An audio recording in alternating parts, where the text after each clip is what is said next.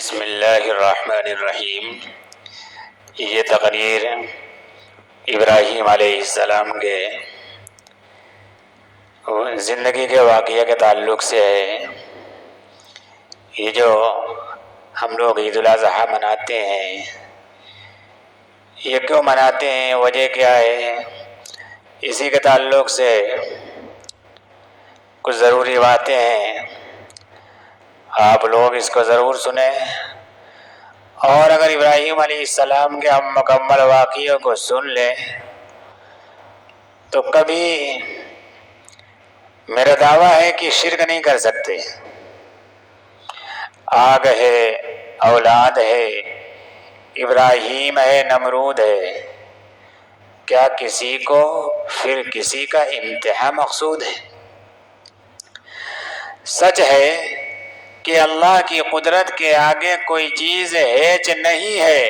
وہ چاہے تو نبی کے گھر میں شیطان کو پیدا فرما دے، اور چاہے تو شیطان کے گھر میں نبی کو پیدا فرما دے۔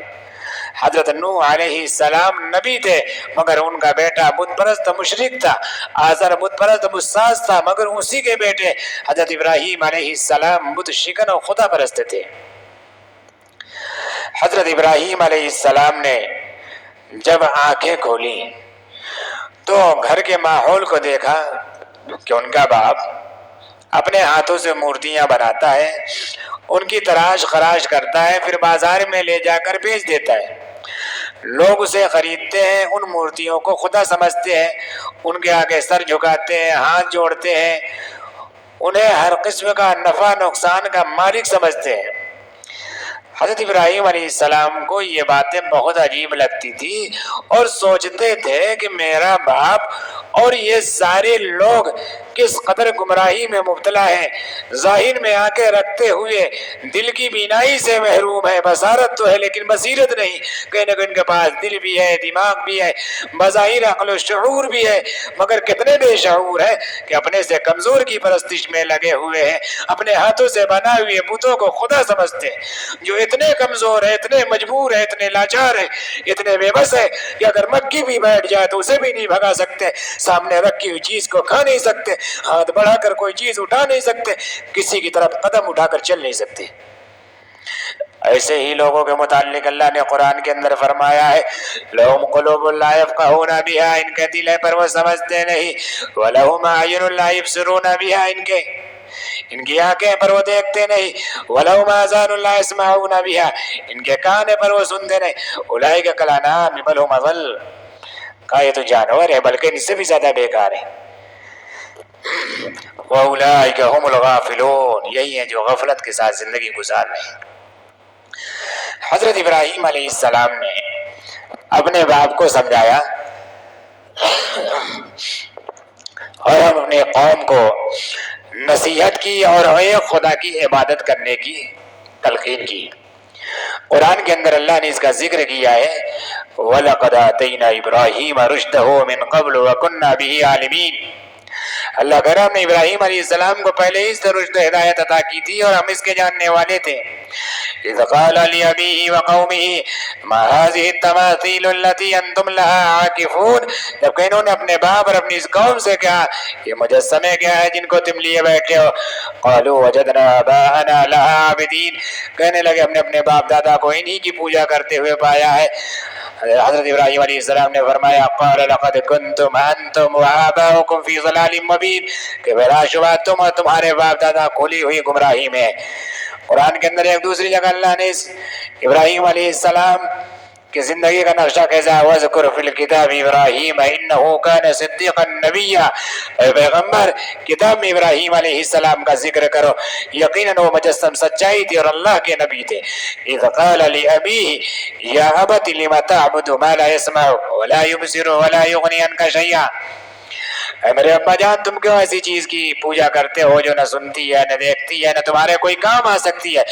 یا ابت انی قد جاءنی من العلم ما لم یأتک فاتبعنی اہدنا فاتبعونی اہدک صراطا سویا، اے میرے ابا جان مجھے علم کی ایسی روشنی مل گئی ہے جو تمہیں نہیں ملی، بس تم میری اتباع کرو۔ یا ابت لا تعبد الشیطان ان الشیطان کان للرحمن عصیا، اے میرے ابا جان تم شیطان کی بندگی نہ کرو، شیطان تو خدا رحمان کا نافرمان ہو چکا ہے۔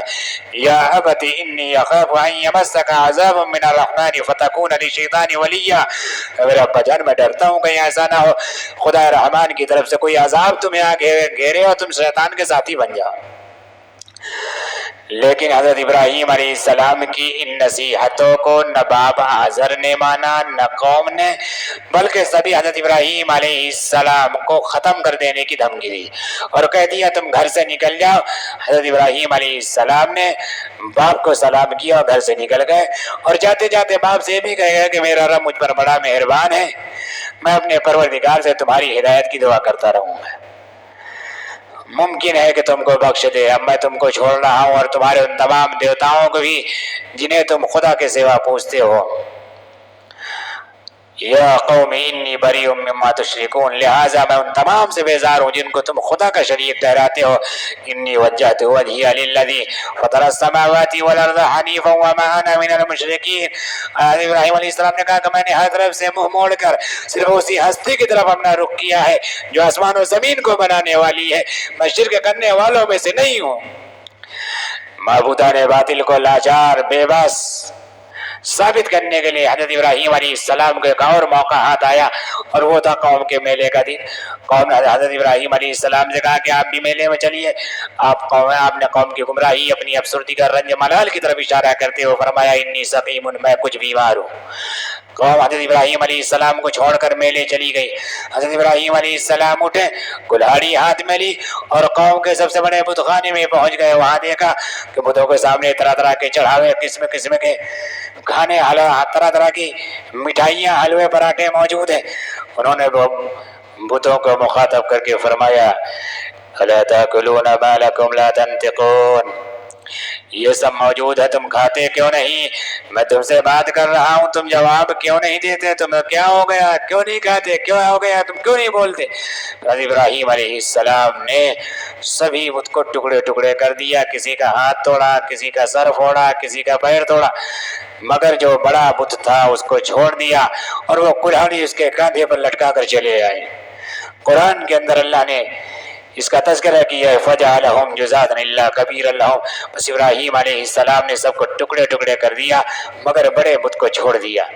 جب لوگ میلے سے واپس آئے اور بت خانے کا یہ حال دیکھا تو بہت غصہ ہوئے اور تحقیق شروع کی کہ یہ کس نے کیا ہے ہمارے دیوتاؤں کے ساتھ۔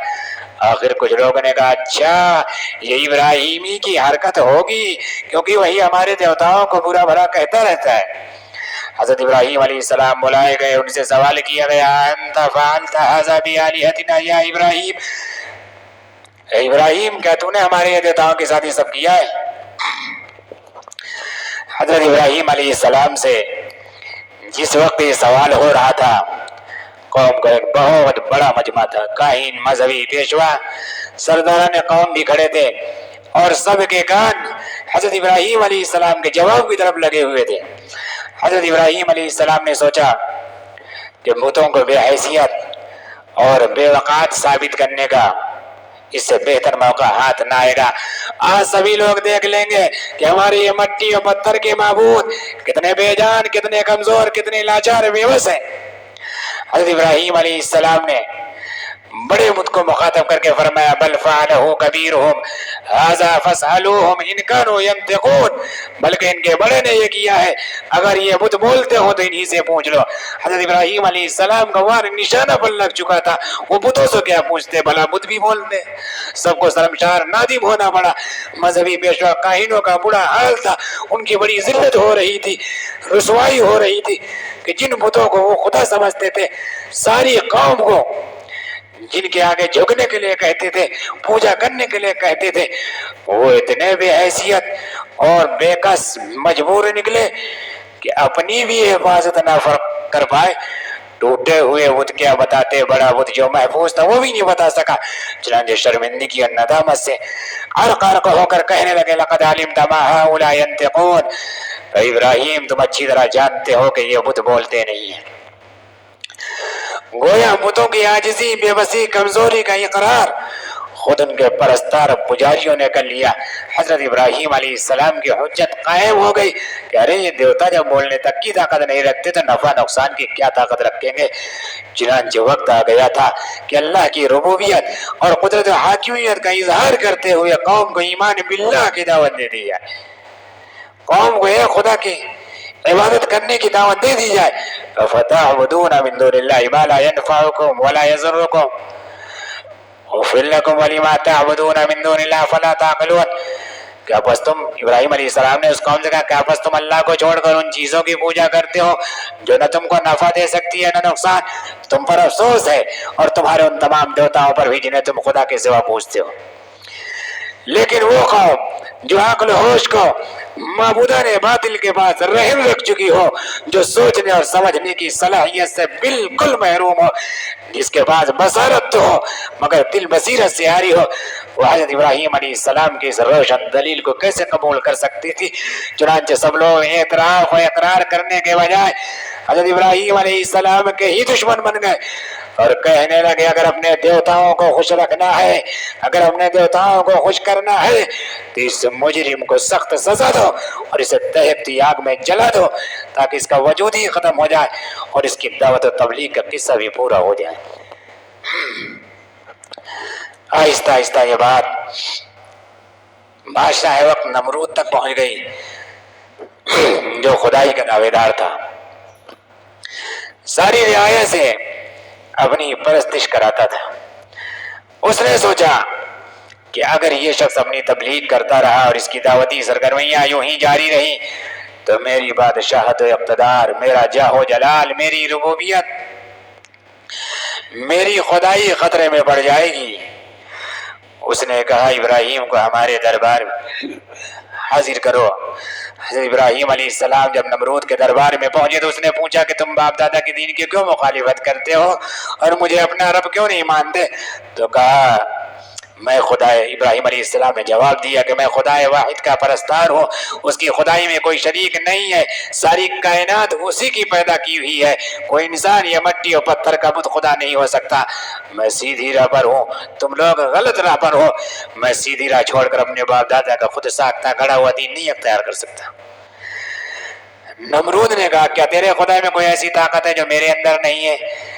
ابراہیم علیہ السلام نے کہا میرا خدا وہ ہے جس کے قبضے میں زندگی اور موت ہے، وہی لوگوں کو موت دیتا ہے، وہی لوگوں کو زندگی دیتا ہے۔ نمرود نے کہا میں بھی تو زندگی اور موت دیتا ہوں۔ اس کے بعد دو قیدیوں کو بلایا، جو بے قصور تھا اس کے متعلق جلاد کو حکم دیا کہ اس کی گردن اڑا دو، اور جو واجب القتل مجرم تھا اس کے متعلق جلاد کو حکم دیا کہ اسے چھوڑ دیا جائے۔ جلاد نے حکم کی تعمیل کی، بے قصور کو قتل کر دیا اور جو واجب القتل مجرم تھا اسے چھوڑ دیا۔ پھر حضرت ابراہیم علیہ السلام کی طرف متوجہ ہو کے کہنے لگا دیکھو میں بھی تو زندگی اور موت دیتا ہوں۔ حضرت ابراہیم علیہ السلام سمجھ گئے کہ اس سے بات کرنا ہی بیکار ہے، یہ تو زندگی اور موت کا مطلب ہی نہیں سمجھتا۔ کہ نمرود بے قصور کو مار ڈالنے اور مجرم کی جان بخش دینے کا نام زندگی اور موت دینا نہیں ہے، بلکہ زندگی اور موت کے مالک ہونے کا نام زندگی اور موت دینا ہے۔ نمرود یا تو بات کو سمجھتا نہیں ہے یا قوم کو سیدھے راستے سے ہٹانا چاہتا ہے، بھٹکانا چاہتا ہے۔ حضرت ابراہیم علیہ السلام نے سوچا کہ اس کے سامنے کوئی ایسی دلیل لانی چاہیے جس سے آسانی سے زیر ہو جائے، اس کا کوئی جواب نہ بن پڑے۔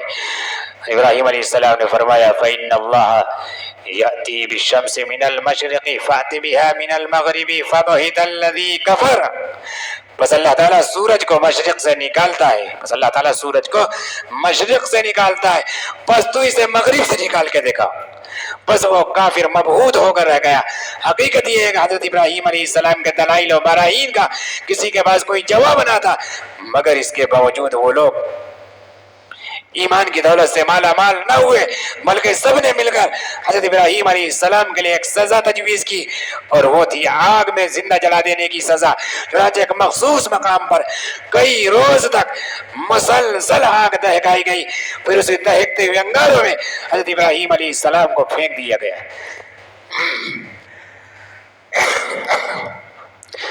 نمرود اور ساری قوم مطمئن تھی کہ اب ابراہیم بچ کر نہیں جا سکتا، مگر جسے اللہ رکھے اسے کون چکھے۔ حضرت ابراہیم علیہ السلام کا بال بکھرا ہوا، دہکتی ہوئی آگ، لپکتے ہوئے شعلے اللہ کے حکم سے گل و گلزار بن گئے۔ جس اللہ نے آگ کے اندر جلانے کی صلاحیت رکھی ہے اسی نے اس آگ کی جلانے والی صلاحیت کو ختم کر دیا اور حضرت ابراہیم علیہ السلام کے حق میں بردہ و سلامت بنا دیا۔ حضرت ابراہیم علیہ السلام صحیح سالم مامون محفوظ آگ کے شعلوں سے ہوتے ہوئے دشمن کے چنگل سے باہر آ گئے۔ بزرگوں اور دوستو، اگر ہم حضرت ابراہیم علیہ السلام کی زندگی پر غور کریں تو ہمیں شروع سے آخر تک ابتلا اور آزمائش کے دور سے بھری ہوئی ملے گی۔ باپ آزر کا دشمن بن جانا، قوم کا عداوت پر کمر بستہ ہو جانا، نمرود کو ابراہیم علیہ السلام کو آگ کے شعلوں میں ڈلوا دینا، پھر ان سب سے مایوس ہو کر وطن چھوڑ دینا، یہ ساری باتیں ابتلا و آزمائش نہیں تو اور کیا ہے۔ لیکن امتحان کے مراحل ابھی ختم نہیں ہوئے تھے۔ بیوی ہاجرہ سے حضرت ابراہیم علیہ السلام کے بیٹے حضرت اسماعیل پیدا ہوئے۔ بڑھاپے کے عالم میں پہلی اولاد، پیری اور ضعیفی کا سہارا، آنکھوں کی ٹھنڈک، دل کا سرور۔ حضرت ابراہیم علیہ السلام کو کیا خوشی نہ ہوئی ہوگی، مگر اللہ کی طرف سے حکم ہوا کہ بیوی ہاجرہ بیٹے اسماعیل کو وادی غیر ذی زرع میں چھوڑاؤ، یعنی اس جنگل و بیابان میں جہاں نہ کوئی آبادی ہے نہ آبودانہ، جو چٹانوں پتھروں کا دیس ہے، جہاں کھیتی باڑی کا سوال ہی نہیں، جہاں ریت ہی ریت، ریگستان ہی ریگستان، دور دور تک پھیلا ہوا تھا حد نگاہ، کسی آدم ذات کا نہ نشان نہ پتہ، مگر وہ وادی جو اللہ کی سب سے محبوب وادی تھی، جہاں صفا مروہ پہاڑیاں تھی، جہاں زمزم کا چشمہ ابلنا تھا، جس وادی کو ایک دن ساری دنیا کا مرکز بننا تھا۔ حضرت ابراہیم علیہ السلام جب بیوی اور بیٹے کو چھوڑ کر جانے لگے اور چلتے چلتے ایسی جگہ پہنچ گئے جہاں سے اہل و عیال نگاہ سے اوجھل ہو گئے تو اس جانب رخ کیا جہاں خانہ کعبہ ہے اور یوں دعا مانگی، ربنا انی اسکنت من ذریتی بواد غیر ذی زرع عند بیتک المحرم ربنا لیقیموا الصلاة فاجعل افئدة من الناس تهوی الیہم وارزقهم من الثمرات لعلهم یشکرون۔ اے ہمارے پروردگار، میں نے اپنی بعض اولاد کو وادی غیر ذی زرع میں تیرے محترم گھر کے پاس لا کر بسایا ہے، خدایا تاکہ یہ نماز قائم کرے، بس تو لوگوں کے دلوں کو ان کی طرف مائل کر دے اور انہیں زمین کی پیداوار سے اور سامان رزق سے مہیا کر دے تاکہ یہ تیرے شکر گزار ہوں۔ حضرت ابراہیم علیہ السلام بیوی ہاجرہ اور بیٹے اسماعیل کے بعد پانی کا ایک مشکیزہ اور ایک تھیلی کھجور چھوڑ کر گئے تھے۔ حضرت ہاجرہ رضی اللہ عنہا کچھ دن تک اسی سے گزر بسر کرتی رہی، آخرکار پانی بھی ختم ہو گیا، کھجوریں بھی ختم ہو گئی، اب بڑی سخت پریشانی کا سامنا تھا، چونکہ بھوکی بھی آسی تھی، اس لیے دودھ بھی نہیں اترتا تھا کہ ننھے اسماعیل کو پلا سکیں۔ جب بھوک و پیاس سے حالت دیگر کو ہونے لگی، ننھا اسماعیل بیتاب ہونے لگا تو وہیں چھوڑ کر قریب کی صفا پہاڑی پر چڑھ کر گئی کہ شاید کوئی پانی نظر آ جائے، کہیں پانی نظر آ جائے یا کوئی اللہ کا بندہ دکھائی دے جائے، مگر کچھ نہ آیا، نظر نہ۔ پھر بچے کا خیال آیا تو بچے کی محبت میں دوڑ کر بچے کے پاس واپس آ گئی، مگر بچے کو بھوک و پیاس سے تڑپتا بلکتا ہوا دیکھ کر دوسری پہاڑی مروہ پر گئی، مگر وہاں بھی کچھ نظر نہ آیا۔ پھر بچے کا خیال آیا، پھر بچے کے پاس واپس آ گئی۔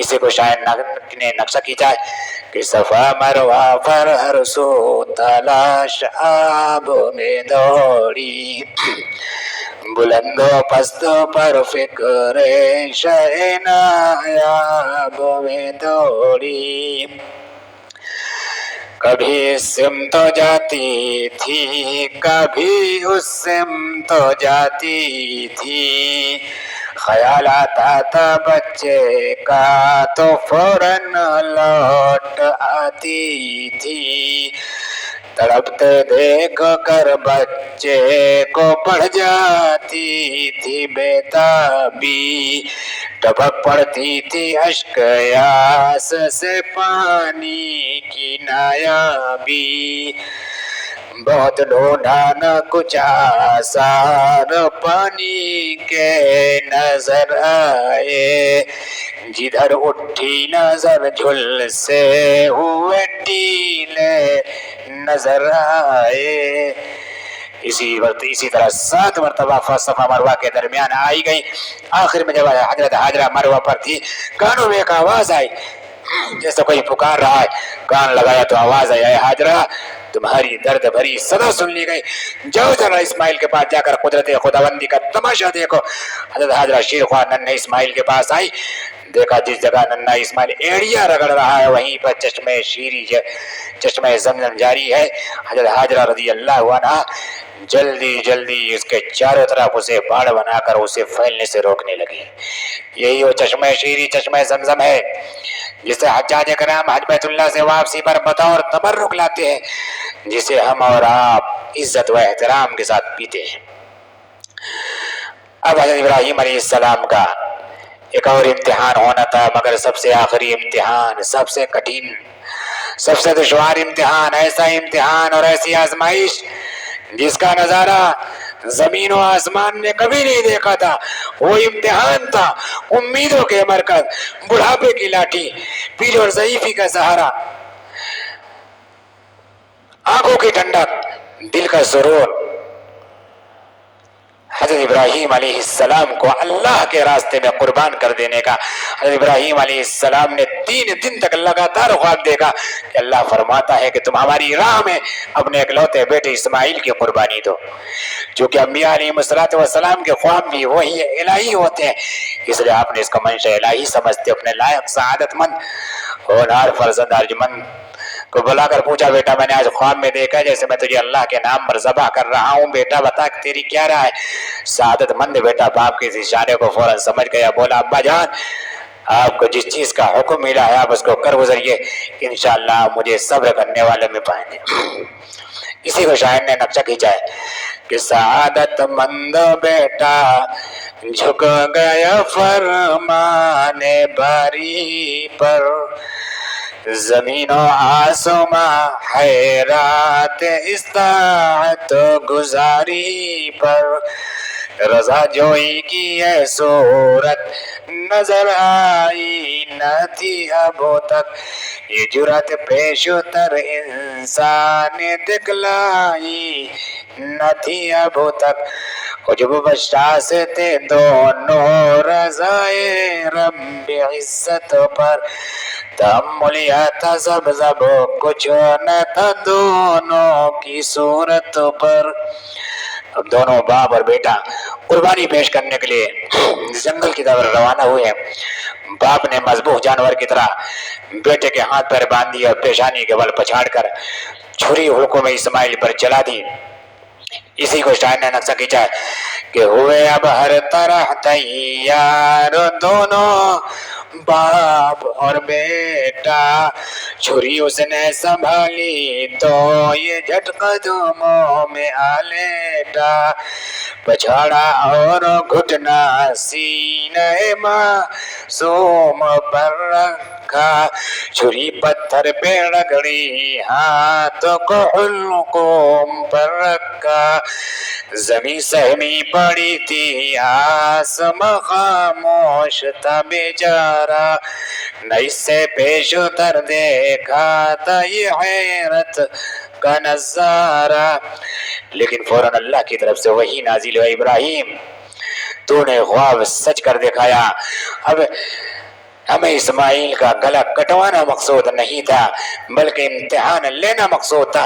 اب اپنے بیٹے کو چھوڑ دو اور اس مینڈے کو بیٹے کے عوض میں قربان کر دو. حضرت ابراہیم علیہ السلام نے پیچھے مڑ کر دیکھا تو ایک مینڈا کھڑا نظر آیا. حضرت ابراہیم علیہ السلام خدا کا شکر ادا کرتے ہوئے بیٹے کی جگہ مینڈے کو قربان کر دیا. یہی وہ قربانی ہے جو آج تک امت مسلمہ کا شعار اور قیامت تک رہے گی. صحابہ نے عرض کیا اللہ کے رسول یہ قربانی کہ کس تو کہا تمہارے باپ ابراہیم علیہ السلام کی سنت ہے، کہا ان کی سنت ہے تو ہم کو اس اللہ کے ہاں اس کا کیا بدلہ ملے گا؟